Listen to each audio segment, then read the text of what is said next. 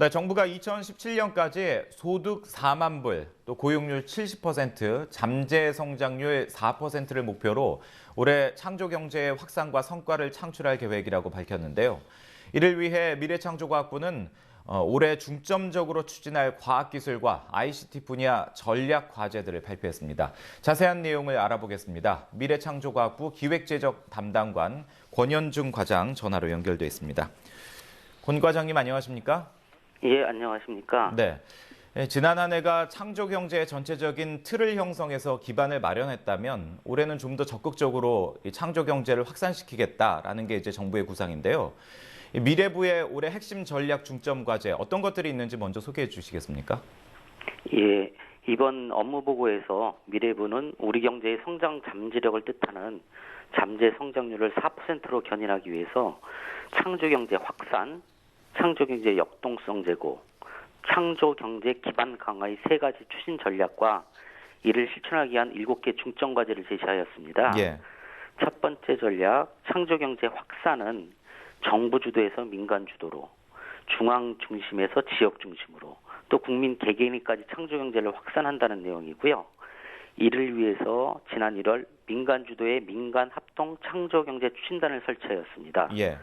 또 지역에는 지역 창조 경제의 구심적 역할을 할 수 있는 창조 경제 혁신센터를 상반기 중에 대전, 대구에 설치하고 단계적으로 전국으로 확대할 계획입니다. 예.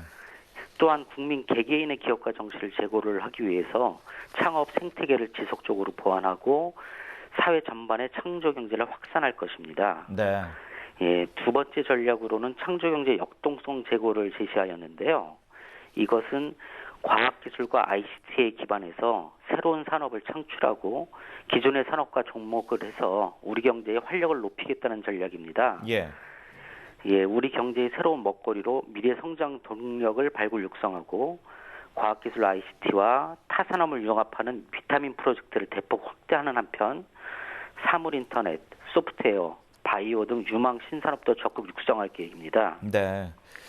그리고 마지막으로 창조경제 기반 강화 부분에서는 기초연구를 강화하고 R&D 시스템을 혁신하고 또 혁신 주체인 대학과 출연연의 역할을 재정립하는 등 지속적인 성장 기반을 확고히 한다는 전략입니다. 예. 그 조금 전에 권 과장님께서도 말씀을 하셨습니다만 그 박근혜 대통령이 올해 그 신년 기자간담회여서였죠. 이 지역 창조 경제 혁신센터를 설립하겠다 이 부분을 언급했던 기억이 나는데요. 예. 그 올해 이제 지역 창조 경제 혁신센터가 설립이 되면 중소기업이나 중견기업은 이곳에서 어떤 도움을 받게 됩니까? 예. 그 지역별로 설치되는 창조경제 혁신센터는 지역에 특화된 새로운 산업들을 발굴 육성해서 지역 경제를 혁신하고 지역의 창조 경제가 뿌리내리게 하는 그 지역 창조 경제의 중추적 역할을 하게 될 것입니다. 네. 그 지역 주민이나 지역 내 중소 중견기업들은 이 창조경제 혁신센터를 통해서 전문가 멘토링을 받는다거나 컨설팅, 투자자 상담, 자금 지원 등 창업에 이르는 전 과정을 원스톱으로 지원받을 수 있게 됩니다. 예. 또한 중앙에 민간 합동 창조경제 추진단이라고 구성되어 있는데요. 민간 기업들과 정부가 합동으로 서로 논의하는 단계입니다. 예. 이 민간 합동 창조경제 추진단과 연계해서 특허를 지원받는다거나 해외 판로 등 글로벌 진출을 위한 필요한 정보 등도 제공받을 수 있게 됩니다. 예. 이 창조경제 혁신센터는 상반기 중에 대전, 대구 2개 지역에 우선 개소를 하고요. 세부적인 운영 방안을 정립을 해서 이를 토대로 전국으로 확대해 나갈 예정입니다. 네. 지역 창조 경제 혁신센터가 본격적으로 이제 활동을 시작하면 이제 지역의 중소기업이 많은 도움을 받을 것 같은데요.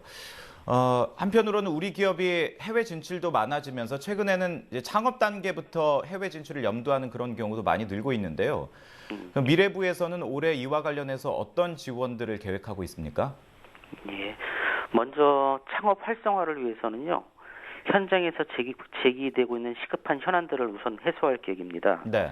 아이디어가 있어도 자금이 부족한 예비 창업자들을 위해서 17일반으로 자금을 모을 수 있는 크라우드 펀딩을 활성화한다든가 실패한 경우에 이제 제도 지원을 어렵게 하는 그 창업자 본인에 대한 연대 보증 문제를 개선을 한다든가 네. 또 그 청년 창업가들이 실제 창업하기 전에 경험을 해볼 수 있도록 창업 경험을 하는 제도라든가 이런 제도들을 계속 만들어 나갈 거고요. 네. 또 필요한 문제들에 필요한 여러 가지 사항들에 대해서 관계부처와 함께 문제들을 개선해 나가겠습니다. 예. 그리고 예, 말씀하시죠. 예, 국내 벤처기업의 해외 진출도 적극 지원을 할 텐데요. 현재 국내에는 글로벌 창업 지원 센터, 그리고 해외에는 IT 지원 센터라는 지원 조직들이 있습니다. 이런 국내외 지원 조직들을 통해서 마케팅이라든가 법률 회계, 홍보, 투자 유치 등 해외 진출에 필요한 각종 서비스를 제공을 하고요. 예. 민간 쪽에서 가지고 있는 전문성과 네트워크를 활용해서 유망 기업을 발굴하고 초기 투자까지 체계적으로 지원하고 해외 진출까지 지원하는 글로벌 창업 전문 기관 엑셀러레이터라고 얘기를 하는데 예. 이 엑셀러레이터를 육성을 해서 창업 때부터 해외 시장을 목표로 하는 기업들을 지원을 하겠습니다. 예. 그 올해 업무 보고 내용을 좀 살펴보면요. 그 지난해 시범 사업을 진행했던 창조 비타민 프로젝트가 올해는 그 5배 정도 예산이 늘어난 1천억 원 정도의 예산을 투입한다고 들었는데요. 또 소프트웨어 분야 역시 100조 원대의 그 예산을 들여서 육성 산업으로 키워나가기로 했다. 이런 방안도 포함된 것으로 알려지고 있습니다. 이렇게 그 지원 그 범위를 확대한 이유는 뭐라고 봐야 될까요? 예, 먼저 비타민 프로젝트에 대해서 말씀드리면 농업과 문화 등 기존 산업의 이제 과학기술과 ICT를 융합해서 산업을 고도화하는 프로젝트입니다. 네. 13년도에는 200억 원 정도 규모로 이제 시범 사업을 추진했었습니다. 근데 14년부터는 이 창조경제 비타민이 사회 전반적으로 확산될 수 있도록 그 산업적 파급 효과가 큰 분야를 중심으로 다변화해서 약 1,000억 규모로 확대 추진할 계획입니다. 예. 현재 전 부처를 대상으로 수요 조사를 실시하였고요.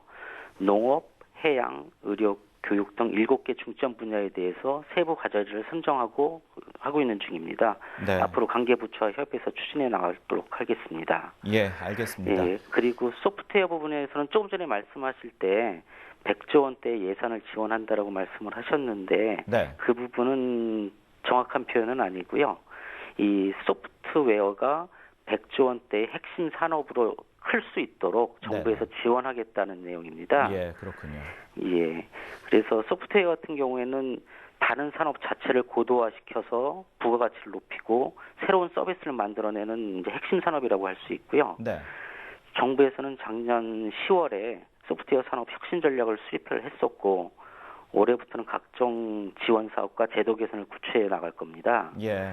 그래서 초중중학교의 소프트웨어 교육 강화라든가 중소기업이 재직 중인 소프트웨어 개발자에 대한 재교육이라든가 이런 소프트웨어 인력 기반을 확충을 하고요. 네. 또 소프트웨어 창업 기획사 확대, 소프트웨어 특화 펀드 운영 등을 통해서 소프트 분야 창업을 적극 지원할 계획입니다. 예, 알겠습니다. 또 예. 예, 지금까지 뭐 말씀해 주신 것만 들어보더라도 뭐 지역이나 해외까지 다양한 사업 계획을 내놓고 계시는데요. 올해 미래창조부의 참 어깨가 무거울 것 같습니다. 오늘 말씀 잘 들었습니다. 예, 감사합니다. 네, 지금까지 미래창조과학부 기획재정 담당관인 권현준 과장과 함께 이야기 나눠봤습니다.